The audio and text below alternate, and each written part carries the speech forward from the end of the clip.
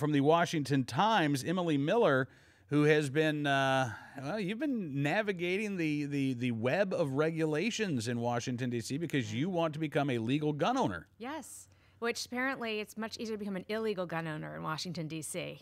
You've already learned this. Oh, yes, I have learned this. In one day of being down in those government buildings, I've learned that. You know, and it's funny that you bring that up because, I mean, this is, I think, one of the arguments about the philosophy behind gun control.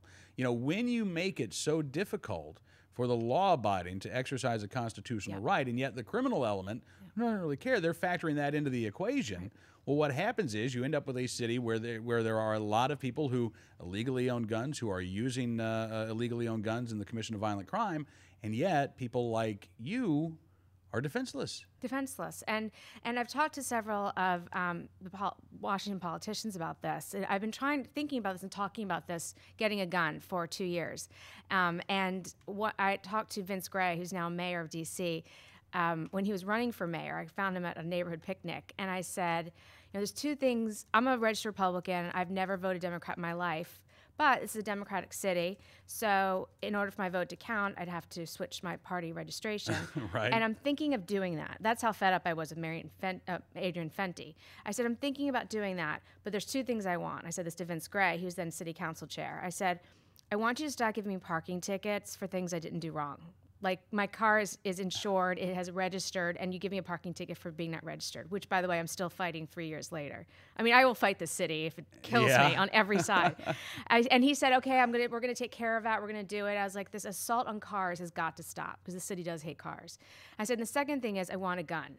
You guys have put up all these roadblocks for people not to get a gun, I want a gun. And then he kind of looked around. You know, he's like Mr. Politician. Right. And he's like looking for his campaign manager. And he said, can you help this young lady here? She wants to talk about something. So I completely got the brush off. So I know where he stands pretty much on if he's going to let me exercise my Second Amendment right. And then Kwame Brown, who's now city council chairman, was at the Washington Times recently for a newsmaker interview. And all the other reporters were asking about the budget and lottery and all these things. And I raised my hand towards the end, and I said, Mr. Brown, I would like to get a gun. And he just went, you want to get what? And I said, a gun. And he's like, a what? I mean, it was just so foreign to him. Yeah. So I went like this, 2 fingers up, and looked at him. I want a gun. And he like jumped, like it's real. And he said, 2 fingers? Why are you using 2 fingers to shoot? I was like, sir, there's no gun here. Oh, my. But this actually, you know, you decided that you wanted to become a gun owner after a pretty frightening experience in Washington, D.C. Yeah, and this is when it all started. I was house dog sitting for a friend and left the door open to walk the dog for less than 10 minutes, which I know.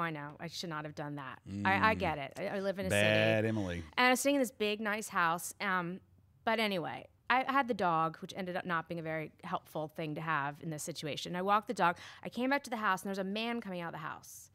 And I mean, I didn't actually see him walk out the door, so I was a little thrown off. And I said, what are you doing? And he said, and he had like bloodshot eyes. He was pretty sketchy looking. Mm-hmm. And he said, I'm fixing the pool. And this was New Year's Day. So, I mean, of all things, I don't think my friends had called in from vacation was to fix the pool in the middle of winter. So I said, we didn't call for someone to fix the pool. And he said, oh, it must be the next door neighbors. I mean, he was quick with the answers. So I wasn't quite sure. Yeah. So he left, he walked down the street. And I still was suspicious. The dog was lying there asleep. I was not going to help in the situation. So I went in and I grabbed my BlackBerry and I turned the camera on and I thought, if I could just get a picture of this guy, then I can be like, you know, crime solver, Law and Order. Right. I've seen enough Law and Order. So you had to get a picture. Right. You had to get the plates. So I went walking down the street with my BlackBerry. Oh, dear. And I turned the corner, and all of a sudden, there are at least 15 men and 2 pickup trucks all looking at me at the end of the street, at a cul-de-sac. And there's barely one house within seeing distance of me, which was no one was home. And I thought, okay, all I have is my camera. This is a typical journalist. Whenever something goes wrong, and Right. at least keep the camera rolling. Right. So I had it, and then, but the same man who had come out of the house jumped in front of me before I could take a picture, and he's like, what are you doing? And I felt stupid. I shouldn't have. I should have trusted my instincts, but I felt stupid. And he said, oh, well, here's my business card. you just want my business card? And I said, okay. I mean, honestly, what criminal is going to give you a business card? So I felt ridiculous, at that point. Right. So anyway, I went back. I took it. I didn't take the picture because he intimidated me. And there's all these men around. And I was definitely a little scared. I was scared. I turned and walked back to the house and didn't think of it, except for I kept the card. And a couple hours later, I get a phone call from my credit card company where there's all these suspicious charges. So I look in my wallet and everything's gone, the cash, the cards. So I sat there for a second. I realized this guy had, in the minutes I'd walked the dog, walked into the house, walked through the kitchen, found my purse, found my wallet, taken the stuff out, and the lookout guys were the guys down the street, said she's coming back, and he must have run out the back door and circled around. I mean, that's the only thing I could sort of think had happened. So I called the police, and they came over, and when they heard the guy was in the house, then they called the detectives. And first I got a lot of lectures on don't chase bad men down streets, lock the door. You are not the police. You do not have a gun. You cannot protect yourself, which was clearly in that situation accurate. Mm-hmm. And then what they were most worried about was that these guys, as a big house, that they had somehow, one of the guys had gone in and left some of the windows open, unlocked, so that they could come back at some point, when I wasn't home and get more stuff, or if I was home, which would never have occurred to me. So they looked at everything, but there was one window that they weren't sure if it was locked, and it couldn't lock, and they couldn't find a lock key for it. And there was all this stuff, and it was getting late, and I was tired, but I couldn't leave the dog, so I had to spend the night in the house, and I didn't know if these guys were planning to come back to get the rest of the good stuff because they were scared off early. So what I did is I went to sleep in the master bedroom, and the police kept saying, you shouldn't stay in the night here, you shouldn't, but I didn't know what I was doing with this dog. So I went to sleep in the master bedroom, and I took their dresser and I pushed it against the door and barricaded myself in. So I felt like they can steal everything, they just can't get to me. Yeah. But that's when the idea came to me. I thought, if I just had a gun next to the bed, I would not be barricading myself in this room. I would feel I wouldn't sleep well, but I would be able to shoot someone. So I took to Twitter the next day, and I just kept saying to people, how do I get a gun in D.C.? I want to exercise my Second Amendment rights, and all over Twitter. And my Twitter's @EmilyMiller. If anybody wants to follow me and follow this saga, which I'm calling Emily Gets Her Gun, and getting my gun now. So on Twitter, everyone on Twitter said, oh, you can't get it. DC, even though the Supreme Court has overturned the gun ban in DC has put in all these rules. There's only one guy in the city who can get a gun from. So they just made it, everyone on Twitter was so despondent over it and made me feel despondent. It was impossible. I kind of gave up. Mm-hmm. So that leads into why I talked to Vincent Gray, who's the current mayor, and Kwame Brown, the city council chairman, because I knew enough from my good gun-loving friends on Twitter that it was going to be an uphill battle. So anyway, I've just decided, enough's enough with this city. As I said, I'm fighting them on all my parking tickets that are not fair, and I'm going to fight them on this. So I'm just going to go, and I'm going to get myself a gun. All right, so yesterday was the big day, the first of many big days, I guess, right? When you went down to, was it police headquarters? Well, I didn't know where to go. You don't. They clearly don't advertise it in Washington, how to get a legal handgun. They make it as difficult as possible. So I went to where City Hall was and just kept asking people, and I finally found a man I thought perfectly ironic with a bulletproof vest on who said, I don't know where it is. And I was like, come on, you have to know where the gun permit office is. I called it a permit at the time. Yeah. And he said, okay, go to the police headquarters. So then I went to police headquarters, is where you go. And right in front when you get there it's called Gun Registry. Big sign, you walk right in. And I was the only one there, which sort of surprised me because everything else in DC government is an enormously long line. But I was the only one there, and which now I know is because nobody knows how to get a gun in this city, in Washington. And there's an officer, a female officer, and she just sort of gave me a big packet of paper, and she's like, here you go, this is what you need. No, first I said to her, I want a gun. And she said, what do you mean? And I said, I want a permit. Because I kind of thought, not knowing anything about guns and ownership, I thought it was kind of like a driver's license, like you have to get one to get it. Right. So she said, oh, no, you don't get a permit. You can't just carry a gun around. And I was like, what do you mean? Because you can't, she pointed to her hip. She said, you can't walk around like this. You can register your gun, but you can't carry your gun. And I thought, well, where am I going to use it? And she was like, in your house to protect yourself. So, okay, that was a quick lesson on the difference between register and gun permit. Right.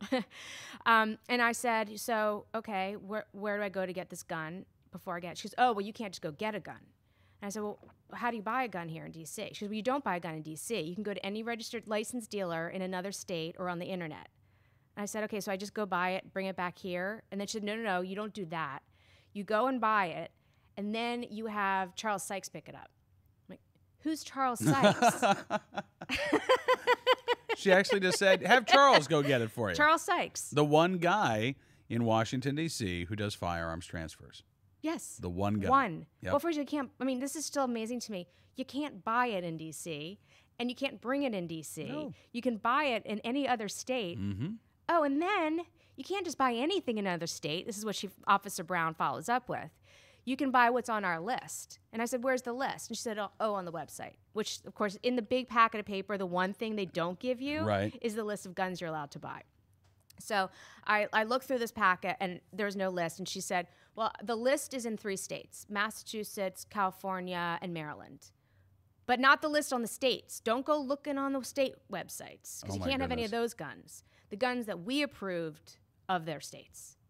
I still don't really understand what that means. I know This it's is really hard. what they've done here, and I hate to do this. We're almost running out of time here, Emily, and I want to figure out how the story ends. But what they've done is they've basically taken the California roster of handguns that they have approved for sale. Mm-hmm. And they've just appropriated this and said, okay, well, if it's good enough for California, it's good enough for us. And if it's not good enough for California, you can't have it, Emily. But the ones on the California site are not all approved. Right. She said you can't just take those. Right. Well, that's they got to change it up a little bit just to make it more confusing for us, right. Emily. Every step you take is another question. And then I did find, and I will say, we'll come back and talk about this. I did find Charles Sykes. Oh, you did? Oh, Okay. I sat outside his office. Oh, you did? Okay, so in 60 seconds here, how far did you get yesterday in terms of actually starting Yes. your progress? After spending all day at government buildings, as far as I got is a massive packet of paper. That's it. That's it. And you spent how many hours there? I don't know. I mean, all day. I just went in the morning and left at night. Left at like 4:35. So again, imagine if you aren't doing this for your job. Imagine that you're having Right. to take time off from your job. You would have to. And this is only this. I'm literally not kidding you. All I have is paper. I don't have anything. I don't have anything registered. I'm not even close to. They have to go through all these forms and notaries and classes, and I have to take a quiz at some point. I don't even know where you go to take this quiz. I mean, this is going to be the longest project. But like you said, my hope is that in the end, I will be able to write a definitive guide for people in D.C. and saying this is what you're going to do, because this doesn't exist. It says step 1, step 2, step 3. This is the process. These are things you're going to have to do to do it quickly and to get it done. And I'm going to have my gun. But I think it might take me the rest of my life. Well, I hope it doesn't take that long. But listen, I look forward to having you back as you go through this process. I'd love to follow along. And Of course. Yeah. Emily Miller on Twitter, right? At Emily Miller. And Washington Times, obviously. Thank you again, Emily, for joining us on the program. It's Thank great you. talking to you. I've had fun.